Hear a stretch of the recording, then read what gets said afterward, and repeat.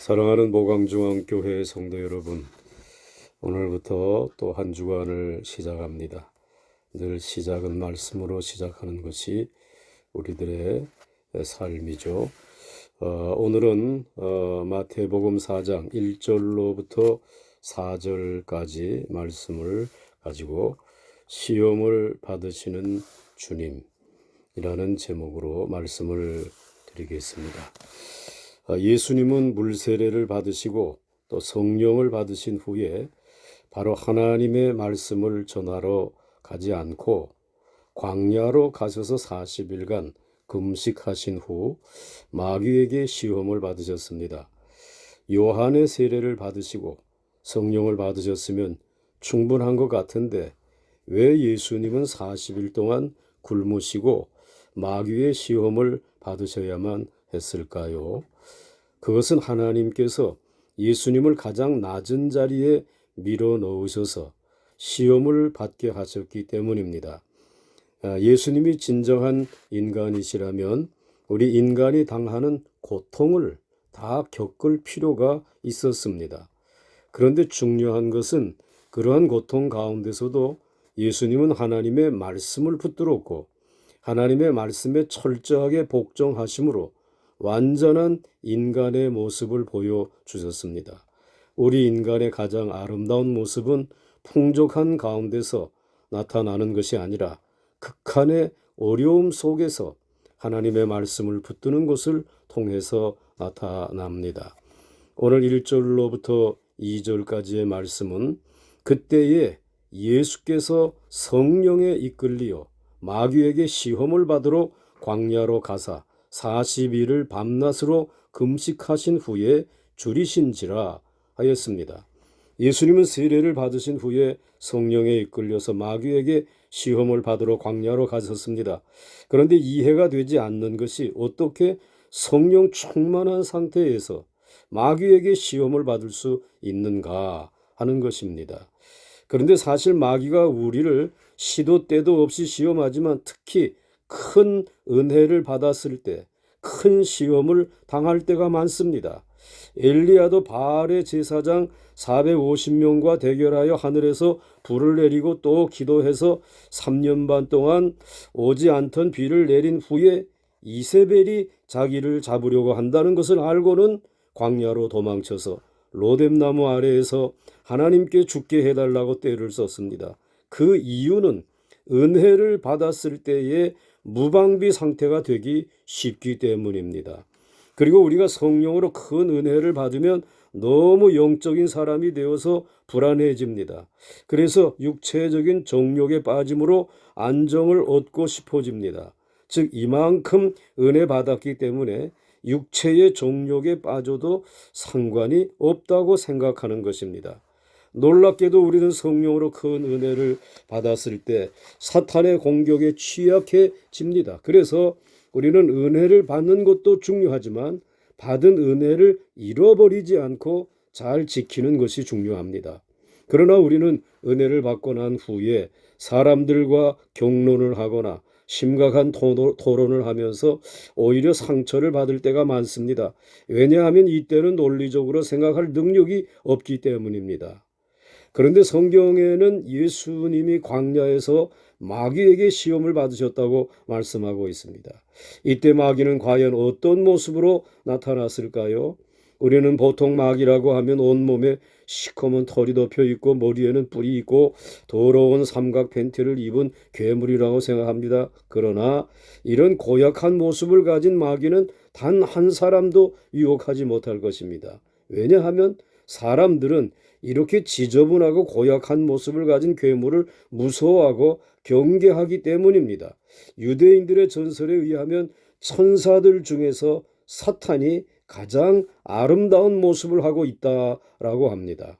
예수님에게 접근했던 마귀도 예수님을 가장 잘 동정하고 예수님을 위해 줄 것 같은 천사나 선지자의 모습으로 나타났을 가능성이 많습니다. 마귀는 이미 우리 인간을 수천 년 동안 시험에 넘어뜨렸기 때문에 어떻게 하면 우리가 잘 넘어지는지 알고 있습니다. 구약 성경에서 가장 위대하면서도 가장 비참하게 유혹에 넘어진 사람은 역시 삼손과 다윗입니다. 다윗은 두 번이나 넘어질 뻔했는데 한 번은 혈기 때문이었습니다. 다윗은 사울 왕을 피해 도망다니면서 갈증과 굶주림을 해결하기 위해 나발이라는 사람에게 도움을 받으려고 부하를 보내었습니다. 그런데 나발이 거절하자 화가 나서 이성을 잃고 나발의 집안 식구들을 모두 죽이려고 총출동을 했습니다. 다윗의 마음속에도 혈기가 끓고 있었던 것입니다. 이때 나발의 아내 아비가일이 기지를 발휘해서 다윗을 진정시킨 덕분에 다윗은 살인을 면할 수 있었습니다. 하나님의 백성 중에도 우욱하는 성질 때문에 남을 다 다치게 하고 나서 후회하는 사람들이 많이 있습니다. 그런데 다윗에게 치명적인 유혹은 역시 여자였습니다. 특히 다윗은 군인이었기 때문에 긴장하면서 전쟁을 많이 했는데 왕궁에 돌아와서 휴가를 즐기다가 다른 집에서 목욕하는 미인을 몰래 훔쳐보고는 유혹에 넘어가서 죄를 지었습니다. 다윗은 이 죄 때문에 침상이 썩도록 울며 회개했다고 하였습니다. 그리고 삼손은 여호와의 신의 감동으로 혼자 일을 하던 중 외로움에 빠져서 이방 여인 들릴라를 사귀었다가 배반을 당해서 머리털이 밀리고 눈알이 뽑혀서 블레셋 족속의 노예가 되고 말았습니다. 우리는 인간이기 때문에 돈 욕심이나 이성에 대한 유혹이나 혹은 분노를 느낄 때가 있습니다. 그런데 우리 힘으로는 이런 유혹들을 이길 수가 없습니다. 오직 죽어라고 하나님의 말씀을 붙들면 죄의 세력이 약해지는데 이때 유혹을 이길 수가 있습니다. 그리고 기질적으로 우울증에 빠져서 늘 침체되거나 늘 불안한 것도 큰 시험에 든 것입니다. 이때 하나님 앞에 부르짖으면서 기도하면 하나님의 도우심을 받을 수 있습니다. 그런데 마귀가 예수님을 시험한 방식은 조금 복잡합니다. 마귀는 예수님이 처해 있는 어려운 형편을 충분히 활용하면서 하나님과의 관계를 끊으려고 했습니다. 그런데 예수는 이 모든 것을 하나님의 말씀과 올바른 상식으로 물리치셨습니다. 마귀의 첫 번째 시험은 예수님이 40일을 굶어서 배가 고픈 것을 이용한 것입니다.